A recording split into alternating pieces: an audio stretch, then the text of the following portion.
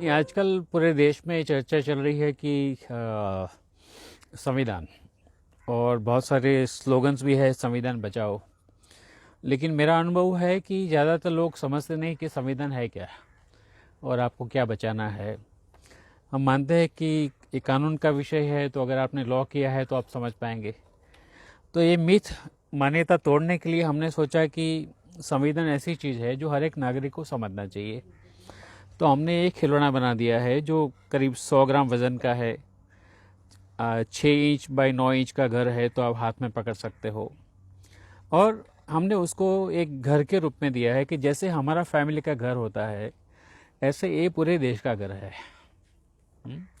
तो हम देखेंगे तो उसका जो दरवाज़ा है, वो दरवाज़ा बोलता है कि समानता है। एक संविधान का सबसे पहला सिद्धांत है, एवरीबडी इज़ इक्वल।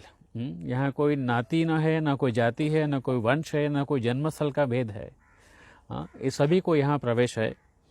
और जैसे हमारे घरों में खिड़कियाँ होती है, तो यहाँ भी खिड़की आप देख सकते हो। ये 6 खिड़कियाँ लगी है जिसमें मौलिक अधिकार की बातें करी है। आर्टिकल 14, 15, 16, 17 में लिखा है कि छुआछूत का जो भी पालन करेगा उसको सजा हो गई।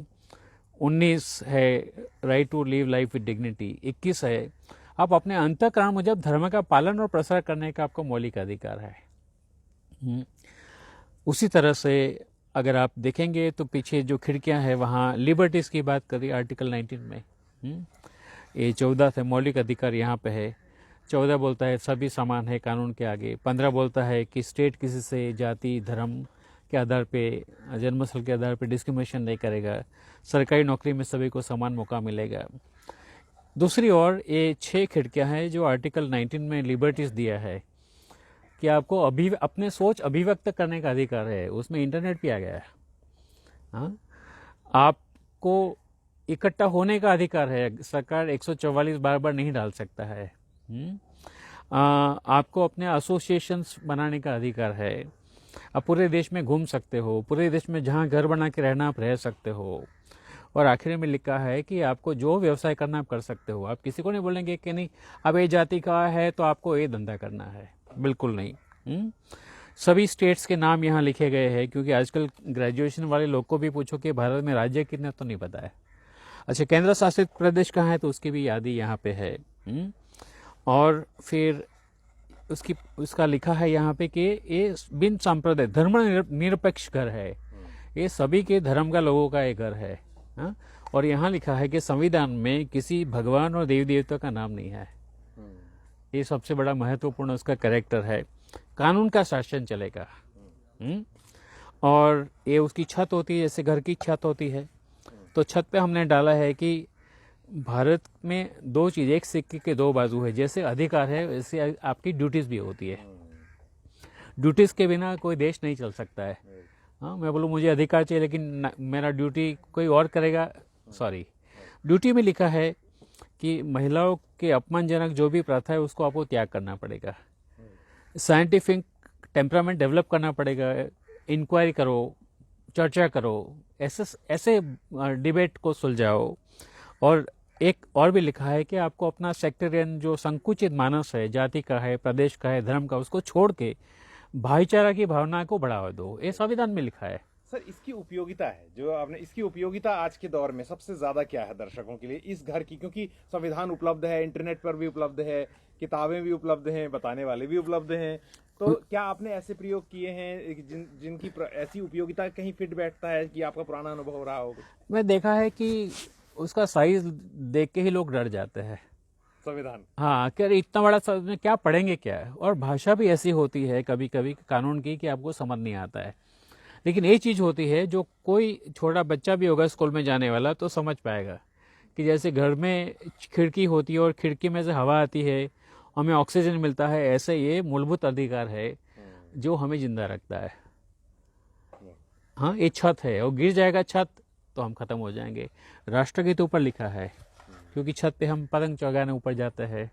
हाँ, बराबर। तो हम देखते हैं वहाँ पे। सिमिलरली अंदर आप देखेंगे कौन रहते हैं तो सभी धर्म के लोग अंदर आपको देख सकते हो। ईसाई है, हिंदू है, जैन है, मुसलमान है, हाँ, वो सभी अंदर रहते हैं।